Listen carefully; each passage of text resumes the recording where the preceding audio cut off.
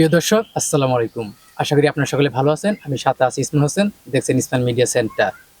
তো আজকের অতিথি আমাদের সাথে আছে মাওলানা আতিকুর রহমান জাফরি, একজন ধর্মীয় আলোচক, এছাড়াও তার ভাইস প্রিন্সিপাল দারুন নাজাত ইনস্টিটিউটে।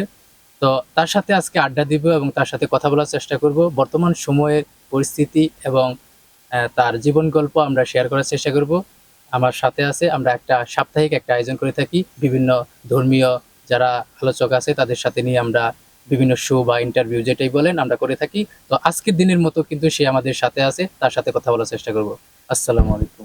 ওয়ালাইকুম আসসালাম রহমতুল্লাহি ওয়া বারাকাতুহু। কেমন আছেন? জি, ভালো আছি। আপনি কেমন আছেন? জি আলহামদুলিল্লাহ ভালো আছি। তো প্রথমেই আমরা আপনার পরিচয় পত্রটা জানতে চাইবো। আমার পরিচয় হচ্ছে আতিকুর রহমান জাফরি।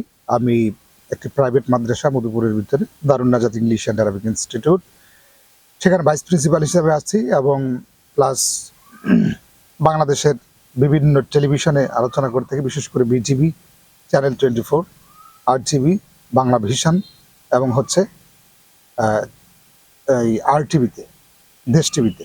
তো এই টেলিভিশনগুলোতে আলোচনা করে থাকি।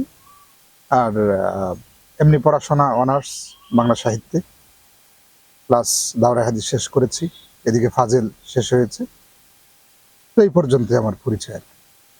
তো এই যে আপনি যে এতদিন এই লাইনে আসছেন বা কিভাবে আসলেন, আপনার শুরুটা জার্নিটা কিভাবে? আসলে আমার শুরুটা একটু ভিন্ন। শুরুটা ভিন্ন হচ্ছে, আমি শুরুতে স্কুলে লেখাপড়া করেছি। স্কুলে লেখাপড়া করেছি। আমাকে কেউ যদি প্রশ্ন করে যে আপনি কিভাবে উঠে আসলেন এই জগৎ থেকে, আসলে সর্বপ্রথম আমার উঠে আসা হচ্ছে দাওয়াত তাবলীগের মাধ্যমে। যেমন মাওলানা আতিকুর রহমান জাফরি বা ভাইস প্রিন্সিপাল একজন ধর্মীয় আলোচক, এই আসার গল্পটা আমরা কিছু জি, জানতে চাই। আসার গল্পটা হচ্ছে, আমি ছিলাম স্কুল জগতে, ব্রাহ্মণবাড়ি উচ্চ বিদ্যালয় থেকে আমি সায়েন্সে SSC পাস করি GPA 5 নিয়ে। তখন আমি ওই জায়গাতেই ছিলাম। প্লাস দাওয়াত তাবলীগে সময় দেওয়ার কারণে আস্তে আস্তে মাদ্রাসার দিকে একটু অ্যাক্টিভ হই।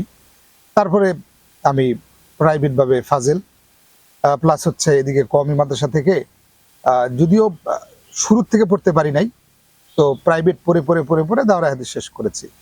আর এদিকে বাংলায় অনার্স শেষ হয়েছে আলহামদুলিল্লাহ। তো এইভাবে আস্তে আস্তে মাদ্রাসার সাথে সম্পৃক্ত হই, মাদ্রাসায় পড়ানো শুরু করি। শুরুর লাইফটা খুবই কষ্টকর। শুরুতে নুরানিতে চাকরি করেছি প্রায় দীর্ঘদিন। আস্তে আস্তে চাকরি করার পরে টাঙ্গাইলে চলে গেলাম। টাঙ্গাইল থেকে পরবর্তীতে মধুপুরে শিফট হই। পরবর্তীতে এখানে আসি এবং বিভিন্ন টেলিভিশনে প্রায় 2 বছর যাবত আমরা যাই। ইদানিং সোশ্যাল মিডিয়াতে দেখি যে আপনার একটা ভালো একটা ফেস পরিচিতি আছে সোশ্যাল মিডিয়াতে, বিভিন্ন জায়গায় আপনি ওয়াজ মাহফিলে জি আলোচনা করি। আলোচনা করেন। প্রায় 3 বছর ধরে আমি রানিং অবস্থাতে আছি আলোচনাতে।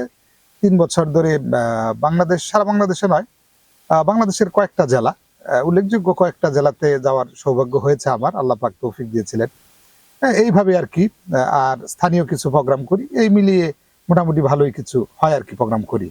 তো এই যে আপনি যে কাজ করতেছেন, এই ইসলামের প্রতি যে কাজ করতেছেন, আপনার এলাকার মানুষ, আপনার আশেপাশের মানুষ আপনার কি চোখে দেখে এখন? এখন আগে যেই চোখে দেখেছে, হ্যাঁ, হ্যাঁ কিছু লোক থাকে যে পাছে লোকে কিছু বলে। যখন আমি আলোচনা শুরুতে নামি, তখন অনেকে আমাকে মানে নিচের দিকে ডাউন করার জন্য চেষ্টা করেছে যে তুমি আলোচনায় নামবা, মানে বিভিন্ন রকমের কথা বলেছে। আমি তাদের কথায় আমি কান দেই নাই। কান না দেওয়াতে আমার উপকৃত হয়েছে। আমি আস্তে আস্তে কাজ শুরু করেছি আলহামদুলিল্লাহ। এখন আলহামদুলিল্লাহ বছর অনেকগুলা প্রোগ্রাম আল্লাহ তাআলা আমার দ্বারা করায় আলহামদুলিল্লাহ। তো আমরা জানতে চাইবো যে আপনার এখন বর্তমান পরিকল্পনা কি, আপনার ভবিষ্যৎ পরিকল্পনা? যেহেতু আমার ভবিষ্যৎ পরিকল্পনা হচ্ছে বিশেষ করে আলেমদেরকে নিয়ে।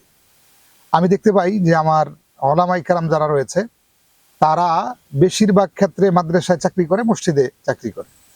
তো মাদ্রাসায় চাকরি করার কারণে হালকা কিছু হয়তো বা বেতন তাদেরকে দেওয়া হয় সম্মানী হিসাবে 5-7 হাজার টাকা, এবং মাদ্রাসা থেকেও হালকা কিছু দেওয়া হয়। তো এইভাবে তাদের সংসার চলে না। আমি চাচ্ছি, আমার একটা পেজ দাঁড় করিয়েছি, ন্যাচারাল থেরাপি প্লাস, সারা বাংলাদেশেই সেল হচ্ছে আলহামদুলিল্লাহ ওই প্রোডাক্ট। তো আমি চাচ্ছি যে সমস্ত ওলামায়ে কেরাম যাতে স্বাবলম্বী হয়, তারা যাতে কিছু করতে পারে, তারা যাতে মসজিদ প্লাস মাদ্রাসার পাশাপাশি নিজেরা যাতে ভালো কিছু করতে পারে, এবং আলেমরা যাতে ভালো একটা পজিশনে সমাজে দাঁড়াতে পারে। কারণ আলেমদেরকে মানুষ দেখে যে দুর্বল ভাবে দেখে। আমি চাই যে প্রত্যেকটা আলেম যাতে গাড়ি নিয়ে ঘুরে, প্রত্যেকটা আলেমের যাতে বাড়ি থাকে, প্রত্যেকটা আলেমের যাতে গাড়ি বাড়ি সবকিছু থাকে, কোনো কিছুর যাতে অভাব না থাকে, টাকা পয়সার যাতে অভাব না থাকে। ইভেন তারা যেন টাকা পয়সা দিয়ে গরিব দুস্থ যারা আছে এদেরকে সহযোগিতা করতে পারে। আমার এরকম একটা চাহাত আছে, জানি না আল্লাহ তাআলা কবুল করবে কিনা, তবে আল্লাহর কাছে দোয়া করি প্রতিনিয়ত যে আল্লাহ রাব্বুল আলামিন এরকম একটা প্ল্যাটফর্ম আল্লাহ তাআলা দাঁড় করানোর মতো তৌফিক যাতে আমাকে দান করে। তো আমরা জানতে চাইবো যে পারিবারিক বিষয়, আপনি পারিবারিক কতজন আছেন বা আপনি বিবাহিত কিনা? পারিবারিক বিষয়, সেটা পারিবারিকই বিষয়, সেটা আমি বিবাহিত, ফ্যামিলিতে আছে, বাবা মা আছে, বোন আছে। আহ, পারিবারিক বিষয়টা মানে আমি সবসময় সিক্রেট রাখার জি, চেষ্টা তাই। করি। আপনি দেশ এবং দেশের মানুষের জন্য কি করতে চাচ্ছেন? আসলেই আমার তো তেমন কোনো টাকা পয়সাও নাই বা ওরকম কোনো কিছু নাই, তবে আমার ইচ্ছা যে জাতিকে কিছু উপহার দেওয়ার, বিশেষ করে যেটা বললাম যে আলেমদেরকে নিয়ে কাজ করার। জি, জি, তার জি। পরবর্তীতে যদি ওটাতে সফল হতে পারি, তো সর্বজন যারা আছে, যারা আহ, সমাজের ভিতরে যারা দুস্থ গরিব দুঃখী যারা আছে, এদেরকে নিয়ে কাজ করারও আমার একটা চিন্তা ভাবনা আছে ইনশাল্লাহ, ভবিষ্যৎ যে পরিকল্পনা। বর্তমান সময়ে আমরা এই যে যে দেখতেছি, ঘটনা দেখতেছি, হুজুরদের আসলে ওইভাবে তাদের পাচ্ছে ই দেওয়া, মানুষের যে আমাদের যে জেনারেল স্কুলের যারা মানুষ আছে বা যারা বড় বড় প্রতিষ্ঠানে চাকরি জি। করতেছে, ওরা ওইভাবে মূল্যায়ন করে না, বা আমাদের ইসলামের যে যারা কাজ করতেছে ইসলাম নিয়ে তাদেরকে ওইভাবে সাপোর্ট মানুষ করে না। এটার বিষয়ে আর কি কি বলতে এইটা চান? আসলেই দেখেন, সমাজের একটা সিস্টেম হচ্ছে, যার টাকা আছে তাকে দাম দেয় বেশি, আর সমাজের মানুষগুলা হচ্ছে তেল মাথায় তেল দিতে ভালোবাসে বেশি। আলেমদের টাকা নাই, এই জন্য তেলও নাই, তেল মাথায় তেল মানুষ ঢালতেও চায় না। এজন্য আমি মনে করি সমস্ত ওলামাই কেরাম ঐক্যবদ্ধ হওয়া দরকার, সমস্ত ওলামাই কেরামকে কিছু করা দরকার, করে এই জাতিকে দেখিয়ে দেওয়া দরকার। আর আলহামদুলিল্লাহ আগের তুলনায় এখন আলহামদুলিল্লাহ ওলামাই কেরামকে খুব বেশি মহব্বত করে, ভালোবাসে। কারণ আমরা দেখতে পাই যখন মাদ্রাসা থেকে বিভিন্ন বড় বড় স্কলাররা বের হয়, যেমন ডক্টর মিজানুর রহমান আল আজহারি, জি, জি। আব্দুল হাই মোহাম্মদ সাইফুল্লাহ, শাইখ আহমদুল্লাহ, এরকম বড় বড় ইসলামিক স্কলার যখন বের হয়, সাদিকুর রহমান আজহারি, মুফতি আমির হামজা, এরকম বড় বড় স্কলার যখন মাদ্রাসা থেকে বের হচ্ছে, এখন কিন্তু প্রত্যেকটা বাবা মাই চায় যে আমার সন্তান মাদ্রাসায় পড়ুক, ভালো কিছু করুক, জাতির জন্য সমাজের জন্য একটা ভালো কিছু উপহার দিক, এরকম চায়। আলহামদুলিল্লাহ আগের তুলনায় এখন ওলামাই কেরামকে বেশি মহব্বত করে, বেশি ভালোবাসে, এবং আলেমরাও আস্তে আস্তে সচ্ছলতার দিকে আগাচ্ছে আলহামদুলিল্লাহ। এই যে আপনার জীবন জার্নি এতটুকু এই পর্যন্ত আপনি আসছেন, তো এইখানে আপনার তো অনেকেই আপনার ভিডিও দেখে, আপনি যেহেতু জি। একজন ধর্মীয় আলোচক, তো মানুষের ভালোবাসা কেমন পান, কেমন সাপোর্ট পাইছেন? আলহামদুলিল্লাহ। আসলেই আলেমদের তো বিশেষ করে যারা ধর্মীয় আলোচক, তাদের তো আসলে চাওয়া পাওয়ার ভিতরে একটাই, সেটা হচ্ছে মানুষের ভালোবাসা, মানুষের দোয়া, আল্লাহ পাকের রহমত, এবং মানুষের দোয়া, ভালোবাসা। মানুষ যখন ভালোবাসে, ভালোবেসে যখন কাছে আসে, আসার পরে যখন মুসাফা করে, সুন্দর ভাষায় কথা বলে, তখন মনে হয় যে দুনিয়ার যা পাওয়া দরকার দুনিয়া সবকিছু পেয়ে গেছি, এরকমটাই সমস্ত আলেমদের মনে হয়। আসলে মানুষের ভালোবাসা, কোন আলেমদের জন্য মানুষ বদদোয়া করে না, সমস্ত আলেমদের জন্য দোয়া করে, এবং সমস্ত আলেমরাও জাতির জন্য, সবার জন্য দোয়া করে। এটাই হচ্ছে আল্লাহ পাকের প্রদত্ত, আর যাকে ভালোবাসে সেটা হচ্ছে আল্লাহ পাকের জন্য। তো আমরা অনেক কথা বললাম, তো আমরা এখন একটু আপনার কাছে জানতে চাইবো আপনার দেশ দেশ এবং দেশের মানুষের যে রাজনীতি, জি মানুষ এবং বর্তমান যে একটা ঘটনা ঘটতেছে, আপনি কিন্তু দেখতেছেন যে জি জি কিছুদিন আগেও কিন্তু একটা ঘটনা মিটফোর্ডে ঘটছে, হত্যাকাণ্ড। মিরপুরের যে হত্যাটা, জি সোহাগ যে হত্যাটা হইলো। জি তো এছাড়াও আরো যে সরকার বদল হইলো, জুলাইয়ের যে এই গণ অভ্যুত্থান যে কাজটা হইলো, তো সেই সম্পর্কে জানবো।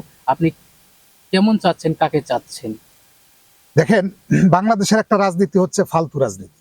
বাংলাদেশে যে রাজনীতি, যে ট্রেডিশন চলছে, আমরা দেখেছি 17.5 বছর বা 20 বছর, একটা ফালতু রাজনীতি চলেছে। এই রাজনীতি থেকে আমাদেরকে বেরিয়ে আসতে হবে।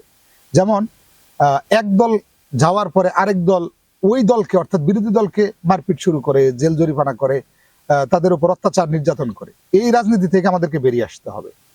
এক দল যাইতেই পারে ক্ষমতায়, তো আর দুই দল যাবে না, একটা দলই যাবে, তার বিরোধী দল থাকবে, এগেনস্টে থাকবে। তো আমার বিশেষ করে আমার মনের বাসনা, এবং সমস্ত ইসলামিক মাইন্ডের সবারই মনের বাসনা হচ্ছে যে একটা দল যাক। আমার ইউনিয়নে একজন চেয়ারম্যান হয়েছে আলহামদুলিল্লাহ, ভালো কথা। তো তাকে গিয়ে আমি সহযোগিতা করি, আমি যদি বিরোধী দল থাকি আমি তাকে সহযোগিতা করি, তার উপর যাতে অত্যাচার না করি, বা এগেনস্টে যারা ছিল এদের উপর যেন অত্যাচার, নির্যাতন, জুলুম, হত্যা এগুলো যাতে না করি, সবাই মিলেমিশে যাতে বাস করি। বর্তমান রাজনীতি একটা পেশা হয়ে গিয়েছে। আমার মনে হয় যে রাজনীতি থেকে যদি কামায়ের একটা ধান্দা যদি না থাকতো, তাহলে বাংলাদেশের অল্প কিছু লোকই পাওয়া যেত যারা রাজনীতি করে। ইসলামিক রাজনীতি সেটা ভিন্ন বিষয়, সেটা আমি সেটা পরে যাচ্ছি। অন্য রাজনীতির ক্ষেত্রে আমি বলছি যে বর্তমানে সেখান থেকে যদি টাকা পাওয়ার কোনো সিস্টেম না থাকতো, তাহলে আমার মনে হয় দুই একজন লোক ছাড়া সবাই রাজনীতি ছেড়ে দিত। এজন্য আমি চাই যে রাজনীতি মুক্ত, চাঁদাবাজ মুক্ত, সন্ত্রাস মুক্ত একটি দেশ যাতে গঠন হয়। আর এই দেশ গঠন করতে হলে যারা সৎ লোক আছে, যোগ্য লোক আছে, এদেরকে বিভিন্ন পজিশনে নিয়ে যেতে হবে, এদেরকে রাজনীতির সামনে নিয়ে আসতে হবে। আল্লাহ তাআলা কোরআনুল কারিমে এক জায়গায় বলেছেন যারা কোরআন দিয়ে রাষ্ট্র পরিচালনা করে না তারা কাফের। আরেক জায়গায় বলেছেন যারা কোরআন দিয়ে রাষ্ট্র পরিচালনার জন্য চেষ্টা করে না বা করে না তারা হচ্ছে ফাসিক। আবার বলেছেন তারা হচ্ছে জালিম। তা আল্লাহ রাব্বুল আলামিন কোরআনুল কারিমে একটা সূরার ভিতরে পরপর কিছু আয়াতের ভিতরে আল্লাহ রাব্বুল আলামিন বললেন ফাসিক, জালেম, কাফের, যারা কোরআন দিয়ে রাষ্ট্র পরিচালনা করার জন্য চেষ্টা করে না। এজন্য একজন মুসলিম হিসাবে সমস্ত মুসলিমদেরকে আমি বলবো, সমস্ত মানুষদেরকে বলবো, যদি বাংলাদেশে কোরআনের রাজ কায়েম হয়, যদি কোরআন দিয়ে রাষ্ট্র পরিচালনা হয়, তাহলে বাংলাদেশের ভিতরে সন্ত্রাস থাকবে না, চাঁদাবাজ থাকবে না, দুর্নীতি থাকবে না। বাংলাদেশের ভিতরে সুন্দর একটি দেশ এই বাংলাদেশ হবে এবং সুন্দর একটি বাংলাদেশ উপহার দিবে আমাদের পরবর্তী প্রজন্ম ইনশাআল্লাহ। এখানে তো আমরা দেখতেছি যে অনেকগুলা দল আছে আমাদের বাংলাদেশের ভিতরে, তার মধ্যে সেরা দুটি দল হলো বিএনপি আর আওয়ামী লীগ। জি, তো বর্তমানে কিন্তু আওয়ামী লীগের কোনো নাই। না, তো এই যে জুলাইয়ের যে ঘটনাটা ঘটলো সেই সময়তে এখন বর্তমান যে সরকার আসবে, যারা নতুন যারা আসবে, আপনি কাদের চাচ্ছেন বা কি বলতে চাচ্ছেন তাদের বিষয়ে? যারা ক্ষমতায় কে যাবে না যাবে সেটা আল্লাহ তাআলা ভালো জানেন। তবে আমরা যে আশ্বাস পাচ্ছি, মানুষের যে উদ্দীপনা, সেই উদ্দীপনা থেকে বলা যায় ইসলামী দলগুলো আলহামদুলিল্লাহ ঐক্যজোট হয়েছে। এতদিন বলেছিল যে তোমরা হুজুররা এক হও, কিছু আম পাবলিক বলতো। তো আলহামদুলিল্লাহ আমরা দেখেছি বাংলাদেশ জামাত ইসলামী, ইসলামী আন্দোলন বাংলাদেশ, খেলাফতে মজলিস, তারপরে হচ্ছে আরো যে ইসলামী দলগুলো রয়েছে, ইসলামী দলগুলো কিন্তু একে একে সবাই কিন্তু এক প্ল্যাটফর্মে চলে এসেছে। আলহামদুলিল্লাহ আমরা চাই যে সমস্ত ওলামায়ে কেরামের, সমস্ত ইসলামী দলগুলা একত্রিত হয়ে, ঐক্যজোট হয়ে একটি সুন্দর, একটি সুশীল রাষ্ট্র গঠন করবে ইনশাল্লাহ। আমরা কোনো চাঁদাবাজকে দেখতে চাই না, আমরা কোনো সন্ত্রাসকে দেখতে চাই না, আমরা এরকম আর রাজনীতি বাংলাদেশের ভিতরে চাই না। এক দল যাওয়ার পরে আরেক দলকে পিটাবে, আরেক দলকে হত্যা করবে, এভাবে হত্যাকাণ্ড চালাবে, এরকম আমরা রাজনীতি চাই না। আমরা চাই সুন্দর একটি রাজনীতি, যে রাজনীতির মাধ্যমে আমার বাংলাদেশের মানুষ সুন্দরভাবে বাংলাদেশের ভিতরে বসবাস করতে পারবে। এটাই আমরা চাই, এটাই আমাদের কাম্য। এই যে মিরপুরের যে ঘটনাটা ঘটলো, অবশ্যই আপনি দেখছেন। জি, তো অবশ্যই। এই বিষয়ে আপনার কি বলার আছে? দিনে মিট দুপুরে